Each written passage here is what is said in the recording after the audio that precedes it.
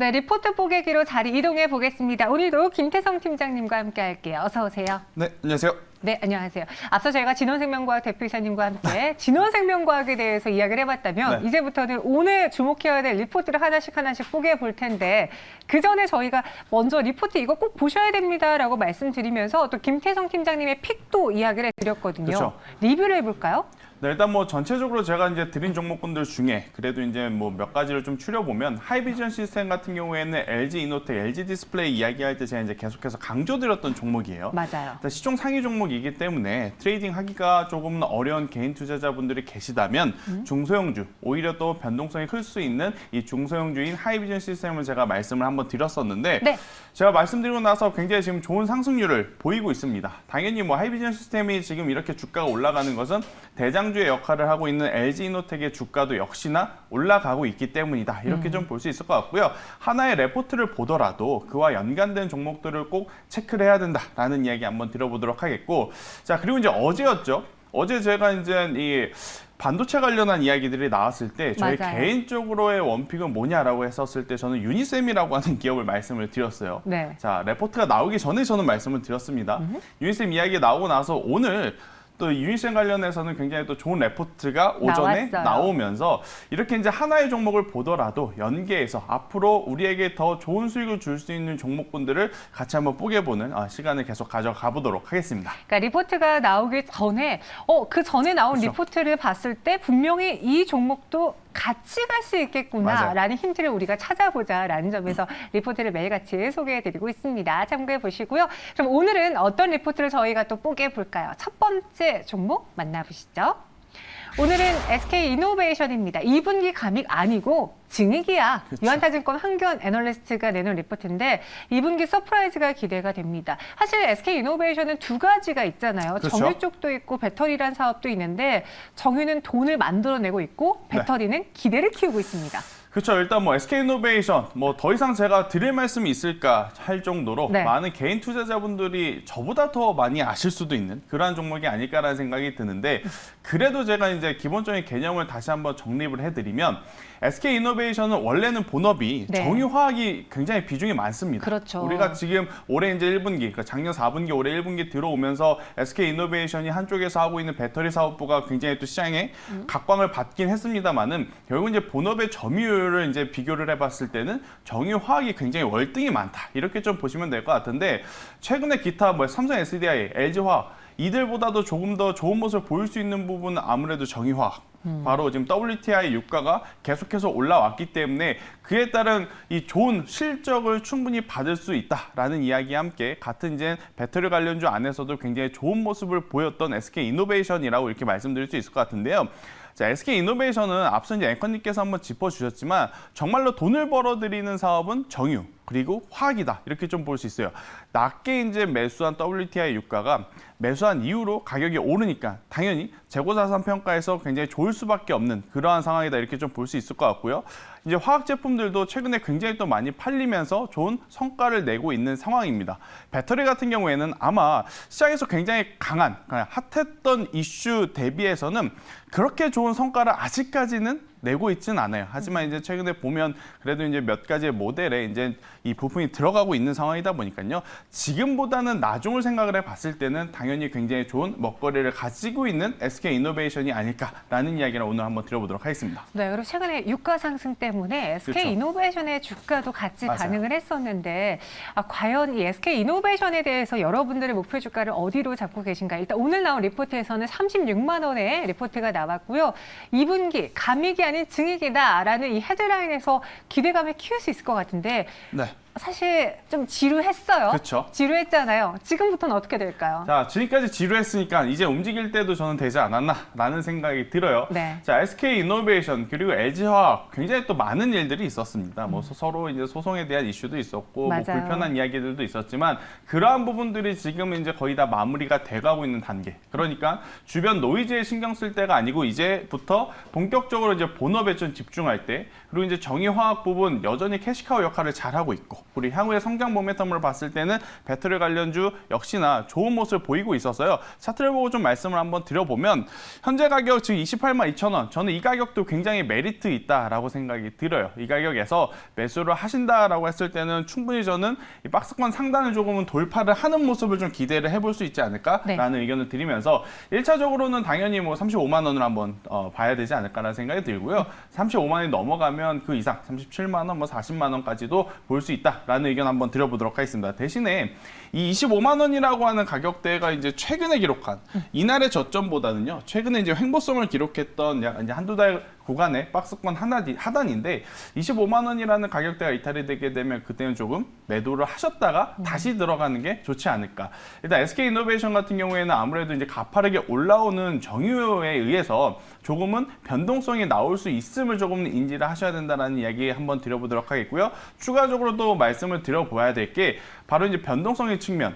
일단은 1분기에 SK이노베이션 굉장히 많이 움직였어요. 위아래로 많이 움직였는데 원래는 대형주 같은 경우에는요. 단기적인 시세보다는 중장기적인 조금은 더 긴 호흡 관점으로 보셔야 된다는 이야기까지 오늘 한번 드려보도록 하겠습니다. SK이노베이션 목표 주가 35만 원, 순저가 25만 원 제시해 드렸습니다. 최근에 유가가 75달러까지 또 계속 그쵸. 올라왔기 때문에 여기서 조정을 받는다면은 SK이노베이션도 같이 주가가 좀 밀릴 수가 그쵸. 있어요. 그래서 그런 점을 감안해 봤을 때 순절 라인도 잡고 가자. 네. 다시 또 매수할 수 있는 타이밍이 올 것이다라고 이야기해 주셨습니다. 그럼 SK이노베이션에 대한 리포트 별점은 5점 만점에 몇 점 드릴까요? 네, 5점 만점에 5점을 한번 드려보도록 하겠습니다. 네. 일단 굉장히 좋은 기업이에요. 뭐 정유만 있어서도 아니고 뭐 화학만 있어서도 아니고 배터리만 있어서도 아니고 현재 실질적으로 돈을 벌어들이는 지금 사업부를 갖고 있으면서 그렇죠. 향후에 더 외형 성장을 크게 할 수 있는 모멘텀까지 가졌다라는 것은 굉장히 이 주가, 그러니까 주주들 입장에서는 매력적인 이제 포인트다 이렇게 좀 볼 수 있었어요. SK이노베이션 가격적인 부분에 대한 부담이 조금은 있을 수는 있고 또 변동성에 대한 답답함이 있을 수는 있지만 중장기적으로 봤을 때는 이만큼의 메리트 있는 종목은 저는 없지 않을까라는 의견 한번 조심스럽게 들어보도록 하겠습니다. 네, 별점 5점 만점에 5점을 받은 SK이노베이션 리포트 확인해 봤고요. 두 번째 리포트도 체크해 보겠습니다. 오늘 여러분들이 꼭 주목해야 되는, 배워봐야 되는 종목은 포인트 모바일이래요. 글로벌 탑3 도약이며 하나금융투자 최재우 연구원이 내놓은 리포트인데 아마존을 등에 업고 글로벌 기업으로 도약하고 있다. 사실 저는 포인트 모바일 하면 아마존이 생각이 나고 그렇죠. 이 산업용 PDA라는 건 기억이 나는데 네. 정확히 어떤 모멘텀이 그렇게 많을까라는 거에 좀 의구심이 있었거든요. 네, 일단 포인트 모바일 아마 어제 혹은 오늘부터 이제 많은 매체를 통해서 여러분들이 이 포인트 모바일이라는 기업이 있었어? 라고 아마 생각하실 정도로 그동안에는 소외를 받았다가 네. 오늘 굉장히 주가에 상승 탄력을 받고 있는 기업인데 일단 최대 주주로 지금 아마존이 지금 기록이 되어 있다 보니까 그에 따른 수혜주로 지금 분류를 받고 있어요.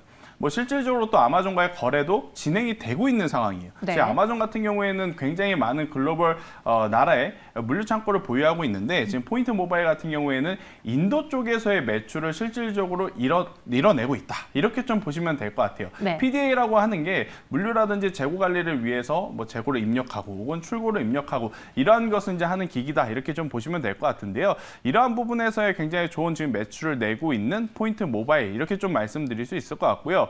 지금 전체적으로 미국 시장에서 가장 핫한 게 사실 애플도 아니고 페이스북도 아니고 물론 뭐 페이스북도 좋은 실적을 내곤 있지만요. 그리고 그렇다고 해서 예전처럼 테슬라가 시장에서 가장 핫한 것도 아니고요. 굉장히 좋은 모습을 보이고 있는 게 바로 아마존이다. 이렇게 좀 말씀드릴 수 있을 것 같아요. 포스트 코로나 시대 이후에 굉장히 많은 소비 패턴의 변화, 그중에서도 가장 큰 수혜를 받았던 아마존이기 때문에 저는 이 포인트 모바일 같은 경우에는 아마존과의 거래를 했다라는 것이 굉장히 좋은 스펙이다라고 생각이 들어요. 분명히 아마존과 거래를 했으니까 다른 기업들하고도 새로운 신사업이라든지 새로운 거래를 할 때도 굉장히 저는 유용하지 않을까라는 의견을 한번 드려보면서요. 결국 이제 주가는요. 실적이 좋아야 된다라고 저는 말씀드리고 싶어요.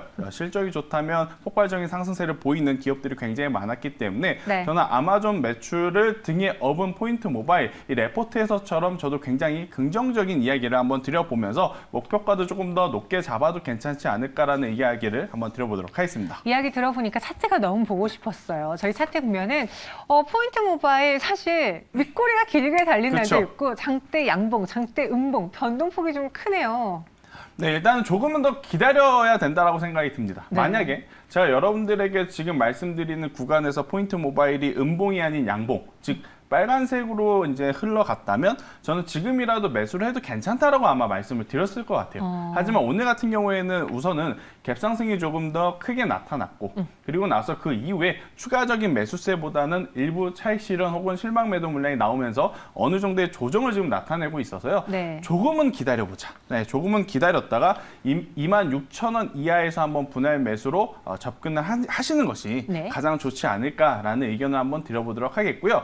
만약에 이제 26,000원에 내려와서 매수를 하셨다라고 한다면 저도 첫 번째로는 이 레포트처럼 38,000원 그 이상의 목표를 한번 가져가 봐도 괜찮지 않을까라는 이야기 드려보도록 하면서 그리고 손절가는요.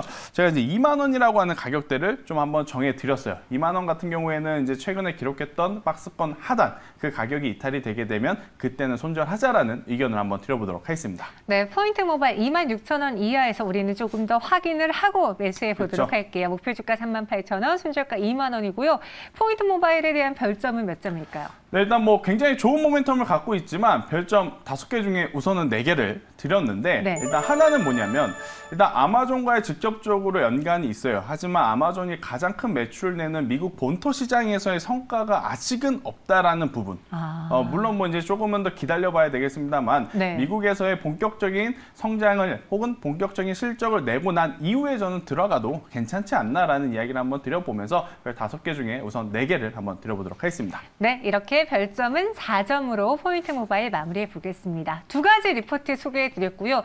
이런 오늘의 리포트를 쫙 훑어봤을 때 그럼 이 종목도 우리가 함께 봐야겠구나 딱 네. 떠올랐던 그 종목 어떤 거죠? 일단 저는 원래 이제 보통 통상적으로 제가 레포트를 가지고 오면 레포트와 좀 연관된 종목을 가지고 와요. 하지만 이제 그렇지 않은 날도 있었고 또 그렇지 않은 날 갖고 온 게 제로투세븐이라든지 아가방 컴퍼니 같은 기업들이 있었는데 오늘 제가 이렇게 말이 긴 이유는요. 제가 가지고 온 레포트하고는 조금은 다르지만 지금 위치에서 굉장히 좋은 성과를 좀 낼 수 있는 기업이 하나 있어서 좀 가지고 왔는데요. 일단 건설주를 저는 지금 봐야 된다라는 생각이 들어요. 특히 이제 그 안에서 DL-ENC라고 하는 기업을 제가 오늘도 가지고 왔는데요.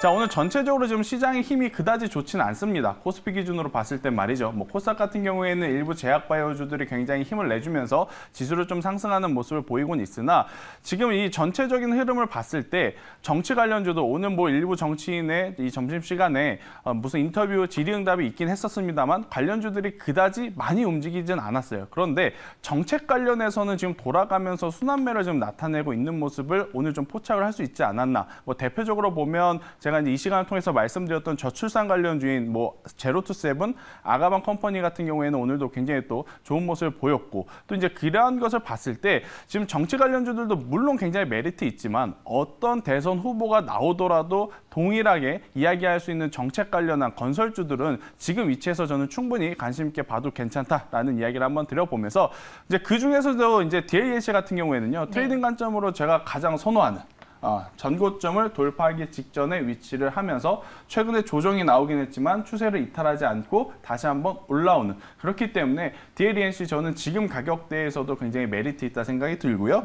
만약 여기서 더 상승한다면 16만 원의 이상의 목표가를 한번 노려보자. 대신 밀린다면 13만 원이라는 가격대가 이탈 시에는 리스크 관리 차원에서 매도를 하자라는 전략 드려보도록 하겠습니다. 네, 목표 주가는 16만 원, 손절가는 13만 원 제시해 드렸고요. DLNC 전고점 돌파를 앞두고 있기 때문에 우리 김태성 팀장님이 좋아하는 구간이다라고 이야기 드렸습니다. 참고해 보시고요. 오늘 자세한 말씀 여기까지 드릴게요. 고맙습니다.